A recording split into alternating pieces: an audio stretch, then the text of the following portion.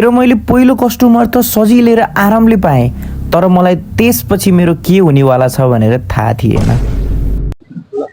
र हाम्रो चाहिँ पहिलो डिल चाहिँ भइसकेको छ होइन, जुन 1 रुपियाँलाई चाहिँ मैले हाम्रो के भन्नुभयो हजुरको नाम गणेश थापा दाइलाई चाहिँ मैले सेल गरिसकेको छु र यो 1 रुपियाँले चाहिँ तपाईँलाई सकेसम्म राम्रो बिजनेस गर्नमा सहयोग गरोस् है।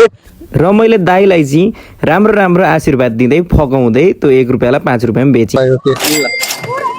सेल डन भएको छ होइन। सो 5 रुपियाँ चाहिँ हामीले कमाइसकेको छौँ होइन। अनि सो फर्स्टमै ट्रेड भयो, सजिलो पनि भयो। अब लेट्स गो होइन, अब यो 5 रुपियाँको केही किनौँ पहिला, अनि मात्र यो 5 रुपियाँ फेरि बेच्ने कुरो त भएन होइन। सो पहिला पसल जाउँ है त। सो अब मसँग चाहिँ जम्मा 53 मिनट बाँकी थियो र मैले त्यो 53 मिनटमा चाहिँ 1000 बनाइसक्नु पर्ने थियो। सुन आन्टी, अब यो 5 रुपियाँको मलाई के आउँछ होला त यहाँनिर? 5 रुपियाँले के चाइनिज खट्टु